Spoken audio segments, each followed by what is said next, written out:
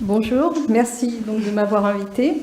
Et effectivement, mon exposé va prendre la suite de ce que Jacques Cheminade a parfaitement indiqué en termes d'empire, de domination et en particulier de lutte qu'il convient de mener si l'on veut finalement avoir un avenir en Europe et en France et finalement dans le monde entier. Donc mon exposé aujourd'hui va s'appeler « Pourquoi le modèle britannique est-il antidémocratique ?»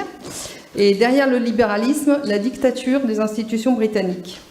Donc je vous propose un exposé donc en 3 parties. Comment le droit anglais est structurellement au service des puissants, comment de puissance politique on est parvenu à aujourd'hui une puissance économique et quelles en seront les conséquences.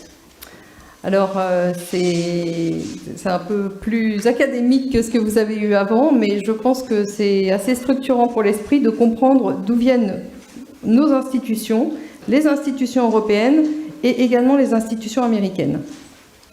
Alors, on va commencer par le début, et je vous propose de démontrer que le Parlement anglais est une organisation politique au service des puissants.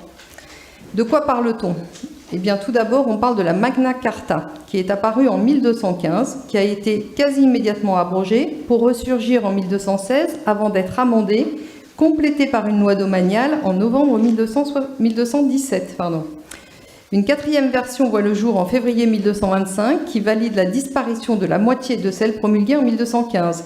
Cette charte, nouvelle version, confirmée solennellement le 10 novembre 1297, sera désormais connue sous le nom de Magna Carta. Cette Magna Carta est brandie comme une arme démocratique absolue, est en réalité la manifestation d'une lutte de la féodalité contre le pouvoir royal centralisateur. Elle n'est pas un instrument du peuple contre les puissants, mais un instrument des puissants seigneurs contre le pouvoir royal unificateur. Il s'agit en réalité de retirer au roi, en tant qu'organe politique central, l'essentiel ou une grande partie de ses prérogatives pour les donner à un conseil de grands féaux ou grands aristocrates, appelé Conseil des barons, afin de limiter et finalement contrôler le pouvoir royal. Le peuple, qui n'a rien à voir dans cette guerre entre grands aristocrates, n'a strictement rien gagné à la proclamation de la dite charte. C'est précisément ce conseil des grands féodaux, initialement appelé Conseil des barons, qui se transformera peu à peu en Parlement. Le dit Parlement est dès le départ, c'est-à-dire fonctionnellement, aussi peu fondateur de la démocratie au sens de gouvernement du peuple pour le peuple par le peuple, que l'esclavagisme serait la cause ultime de la liberté. Les principes du droit à un procès équitable et d'égalité universelle devant la loi seront introduits dans la Magna Carta en 1354. Notons que ce dernier principe s'apparente à une simple pétition d'intention qui n'est pas réellement sanctionné juridiquement puisqu'il n'a pas été en mesure de justifier au XVIIe siècle la suppression de l'esclavage sur le territoire anglais. Par ailleurs, il faut insister sur le fait que la proclamation du droit à un procès équitable concernait aussi peu le peuple que la composition du Parlement issue du Conseil des barons de la Magna Carta. Seuls les puissants, et de plus en plus à partir du XIIe siècle également les bourgeois des villes, avaient l'arme procédurale à leur disposition car la justice médiévale anglaise s'est construite ab initio comme une justice de classe. Considérer le Parlement anglais comme un organisme représentant la démocratie est une simple imposture politique. En réalité, le Parlement anglais a toujours été chargé de mettre en musique juridique la volonté des puissants. D'abord des puissances féodales, puis des puissances financières qui les ont remplacées. Le droit issu du Parlement anglais est en réalité un droit d'entre-soi, un droit oligarchique qui se fomente plus sûrement à la City of London, centre financier et économique du royaume, ou dans les clubs chers aux Anglais, que dans l'enceinte officielle d'un Parlement représentant l'intérêt populaire. Le Parlement ne fait en réalité le plus souvent, conformément à sa mission d'origine, qu'entériner des solutions préconstituées dans le silence des couloirs et des cabinets. On parle à ce propos de lobbying. Cette analyse générale n'est pas linéaire et l'on voit de ci de là en Angleterre, comme ailleurs, certains errements de députés qui manifestent ouvertement leur opposition à des projets de loi. Plus ces errements seront fréquents et se multiplieront, plus vite le carcan institutionnel du parlementarisme volera en éclats et la démocratie réelle pourra alors pointer son nez en Angleterre et ailleurs. Le droit anglais est un principe de réglementation au service des puissants. Revenons un instant sur les particularités du droit anglo-saxon en tant qu'héritier direct du droit anglais et sur les conditions de son développement à compter du XVIe siècle. Au cours du temps, est apparue une divergence fondamentale de nature conceptuelle dans l'évolution du droit entre l'Angleterre et l'Europe continentale. On parle ici de méthodologie.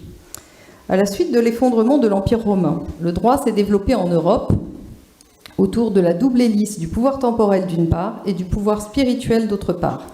Par pouvoir temporel, il faut comprendre l'aristocratie, organisée autour du roi, compris comme le premier d'entre ses pairs, primus inter pares. Par pouvoir spirituel, il faut comprendre le catholicisme hiérarchisé et organisé à Rome, avec quelques exceptions historiques, autour du pape. En 1531, l'Angleterre a fait sécession vis-à-vis de cette organisation sociopolitique continentale lorsque le roi Henri VIII, représentant de l'ordre temporel, décida de prendre le pas sur le pouvoir spirituel en le soumettant à sa propre volonté. L'Église anglicane, dite catholique réformée, c'est-à-dire à mi-chemin entre le catholicisme et le protestantisme, est née de la scission de l'Angleterre opérée par le roi Henri VIII avec le pape Clément VII, qui refusa obstinément d'annuler son mariage avec Catherine d'Aragon, afin de permettre à Henri VIII d'épouser Anne Boleyn. À partir de cette date, l'Église anglaise n'est plus soumise à l'autorité du pape catholique romain, mais à l'archevêque de Canterbury, lequel est en réalité totalement dépendant du pouvoir temporel, c'est-à-dire du roi d'Angleterre. Cette réunion des pouvoirs temporels et spirituels n'a pas eu lieu en Europe continentale, où tout au contraire, chacun des deux pouvoirs temporels et spirituels est resté, du moins jusqu'à la Révolution de 1789, concurrent et indépendant, de forces relativement égales, si on lit l'histoire qui a vu successivement la prééminence de l'un ou de l'autre des deux ordres.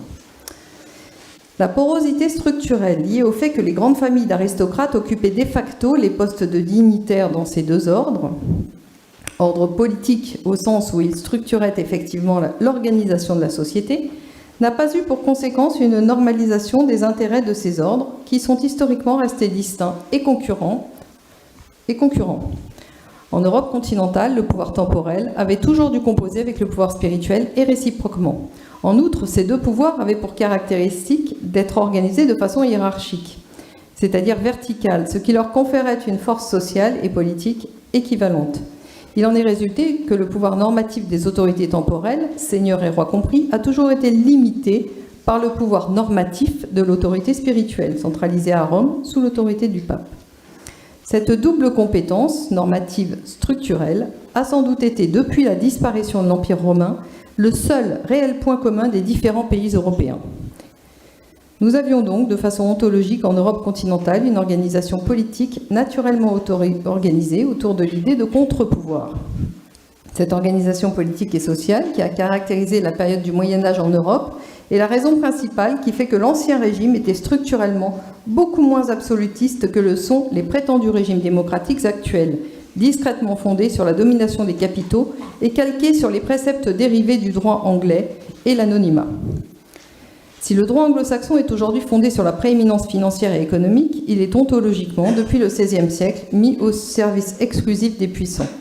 Ce droit ne relève pas d'un quelconque effort intellectuel ou collectif visant à fluidifier et faciliter la vie en commun, il est tout simplement la mise en forme écrite de la domination des puissants, aristocrates dans un premier temps, puis financiers depuis Cromwell. La fusion en 1531 en Angleterre des pouvoirs temporels et spirituels a engendré l'émergence d'une volonté impériale par l'alliance du fer et de l'argent. Dans ce contexte, Olivier Cromwell a élaboré le système politique dans lequel l'hégémonie impériale est financée par les banquiers. Ces banquiers, jusqu'alors installés en Hollande à la suite de leur expulsion d'Espagne sous le règne du roi Ferdinand et de la reine Isabelle, ont dès lors commencé à s'intégrer massivement au pouvoir politique temporel anglais. Selon ce que j'appelle la loi naturelle, qui veut que celui qui donne est au-dessus de celui qui reçoit, cette alliance du fer et du portefeuille a à son tour historiquement et mécaniquement donné naissance à la suprématie des détenteurs de capitaux sur le pouvoir politique. Cette suprématie s'est affirmée au cours des XVIIe et XVIIIe siècles par le financement par les puissances d'argent des différentes compagnies des Indes qui agissaient pour le compte des États en bénéficiant du monopole de la force publique. Historiquement mis au service du seul pouvoir temporel, le droit anglo-saxon s'est peu à peu, à la mesure de la prise de pouvoir politique par les puissances d'argent, mis au seul service des principaux détenteurs de capitaux. Il ne faut donc pas s'étonner de l'absolutisme de la domination actuelle. Cette évolution, commencée en Angleterre, a vu la France être sa première victime dès 1789. Elle s'est répandue dans le monde entier au cours des XVIIIe, XIXe et XXe siècles. Cette véritable révolution qui a eu lieu en France en 1789 s'est peu à peu répandue en Europe et dans le monde pour finir par remettre en cause l'équilibre politique post-impérial, en référence à l'Empire romain, issu de l'Europe du Moyen-Âge. Le nouvel ordre mondial, appelé de ses vœux par les tenanciers du système économique global qui ont pris le pouvoir effectif au XVIIIe siècle, est le résultat de la longue évolution décrite ci-dessus. Notons d'ailleurs que la devise « Novus Ordo Seclorum », issue du Grand Sceau des États-Unis, dessiné en 1782, a été repris en 1935 sur les billets de 1 $. Ce nouvel ordre mondial, qui n'est donc en rien nouveau, s'apparente à l'anéantissement complet de ce que l'on entendait traditionnellement par le terme de civilisation, qui suppose un développement collectif et repose fondamentalement sur un équilibre des forces et des pouvoirs. Aucune civilisation ne peut naître et prospérer dans le contexte de l'absence pérenne de contre-pouvoir politique effectif. Il faut bien comprendre que la réunion au XVIe siècle en Angleterre des pouvoirs spirituels et temporels entre les mains du roi d'Angleterre a pavé la route anglaise vers un impérialisme dominé par les puissances d'argent. La route anglaise a à son tour, via la domination monétaire et l'idéologie britannique qu'elle a imposée au reste de l'humanité, pavé la route mondiale vers l'impérialisme financier absolu. Cet impérialisme parfaitement décrit par Jacques Cheminade tout à l'heure. L'intégrisme financier actuel, juridiquement matérialisé par la suprématie du droit anglo-saxon, est le descendant direct, l'héritier fatal de l'absolutisme du pouvoir anglais qui, en 1531, a fusionné les pouvoirs temporels et spirituels, faisant ainsi disparaître la réalité des contre-pouvoirs. En 1600, la East India Company acte le début du remplacement de l'aristocratie terrienne par les puissances d'argent au sein du pouvoir anglais. Depuis le début du XVe siècle, l'époque dite des grandes découvertes et des grandes aventures maritimes, les détenteurs de capitaux n'ont eu de cesse de développer leur contrôle discret par la mise en œuvre générale du concept d'anonymat. Ce concept d'anonymat, mis en musique au double niveau économique et politique, a connu son premier réel grand succès avec les compagnies des Indes, qui ont allègrement pratiqué la confusion du pouvoir politique et du pouvoir économique. Sans surprise, la première compagnie des Indes, la East India Company, est d'origine anglaise. En quelque sorte, les compagnies des Indes préfigurent la distinction aujourd'hui entrée dans les mœurs économiques occidentales entre les bénéfices, largement privés, et les charges, financées par la collectivité publique. Avec la précision que, dès l'avènement des différentes compagnies des Indes, les responsabilités civiles, pénales et politiques des intervenants disparaissent dans le monopole d'État. Les compagnies des Indes sont le premier modèle dans lequel les détenteurs réels du pouvoir, ceux qui profitent de façon ultime des bénéfices des opérations, sont très largement à l'abri de toute mise en cause juridique. Les détenteurs du pouvoir capitalistique, vainqueurs par chaos du pouvoir politique, revendiquent aujourd'hui de façon naturelle l'officialisation politique et juridique de la réalité de leur prise de pouvoir. Fatalement, ce pouvoir économique caché derrière les multiples faux-semblants de l'anonymat capitalistique et du Parlement représentatif devait tôt ou tard revendiquer officiellement le pouvoir qu'il a officieusement conquis au fil des siècles. Les partisans du nouvel ordre mondial, ou Novus Ordo Seclorum, encore appelé New World Order, sont en réalité les émissaires du pouvoir économique caché. Eh bien, nous allons voir que la domination anglo-saxonne du monde qui sévit actuellement nous conduit la route de l'absolutisme financier à l'esclavagisme pour tous. La fusion à la mode anglaise du pouvoir temporel et du pouvoir spirituel a fait disparaître l'équilibre des pouvoirs qui a, seul dans l'histoire du monde, permis l'émergence de la liberté individuelle et, notons-le, de la bourgeoisie commerçante en tant que force politique.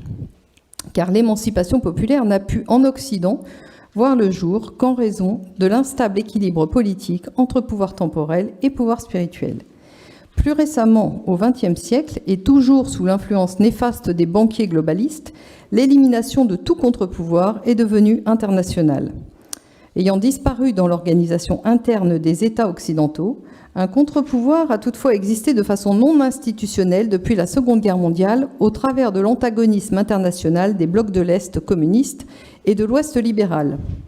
À la chute de l'Union soviétique, ce contre-pouvoir informel, qui existait néanmoins de facto sur la scène internationale et qui a notamment permis le développement en France du CNR et de la parenthèse gaulliste, a à son tour disparu, mettant à nouveau en lumière la cruelle inexistence des contre-pouvoirs politiques internes aux États occidentaux. Paradoxalement et de façon ironique, c'est sous les coups de boutoir répétés de la liberté individuelle, elle-même manipulée à l'extrême, que disparaît la civilisation occidentale caractérisée par la liberté individuelle et par la liberté politique des masses populaires. Rappelons incidemment que l'ultra-individualisme, revendiqué par des mouvements comme les LGBT, les droits de l'enfant, l'éducation sexuelle dès le plus jeune âge, est l'aboutissement logique de la domination politique absolue des principaux détenteurs de capitaux. Ces derniers utilisant à leur avantage exclusif le principe de bonne politique consistant à diviser pour mieux régner. Diviser chaque être humain en une entité isolée de toute composante sociale pérenne et au-delà, diviser l'humain et la vie en des entités physiques autonomes est l'une des armes les plus redoutables utilisées par les tenanciers du pouvoir économique global pour asservir l'humanité. En effet, cette méthode d'asservissement, appelée diviser pour mieux régner, n'est pas seulement utilisée de manière géopolitique pour diviser les peuples et les nations, mais également de façon beaucoup plus sournoise et dangereuse d'un point de vue politique pour faire de chaque être humain une entité instable, dépourvue de tout support émotionnel et affectif stable. L'humain devenant dès lors un atome aisément manipulable, analogue à un objet qu'il convient d'utiliser. Le contrôle du phénomène politique par les principaux détenteurs de capitaux a permis à ces derniers de se rendre les maîtres absolus du concept réglementaire, de la loi, ce qu'ils appellent la loi. Ils ont ainsi peu à peu, sur toute la surface du globe, imposé l'anonymat de leurs actions en développant de façon institutionnelle les intermédiations capitalistiques opaques, j'ai nommé les paradis fiscaux et toutes les structures juridiques permettant, sur le modèle du trusts anonyme, permettant tout un panel d'anonymat, interdisant toute recherche en responsabilité pour l'autre versant. La multiplication exponentielle des intermédiaires financiers a à son tour mécaniquement permis un resserrement létal de l'emprise des financiers sur tous les aspects de la vie en commun, économique et sociale. Par l'imposition au niveau international de leurs règles du jeu économico-financier, les banquiers globalistes à la manœuvre ont réussi le tour de force d'imposer une unification des modes de fonctionnement qui était le préalable nécessaire à l'élaboration d'un gouvernement mondial. Dans ce contexte d'accaparement du pouvoir, il faut comprendre que le droit anglo-saxon est une arme brandie comme un bouclier antisocial et antinational par les tenanciers du pouvoir économique réel. Le droit réglementation, à la mode anglo-saxonne, sert à la fois de prétexte et de justification au renforcement de l'absolutisme financier. Je vous remercie.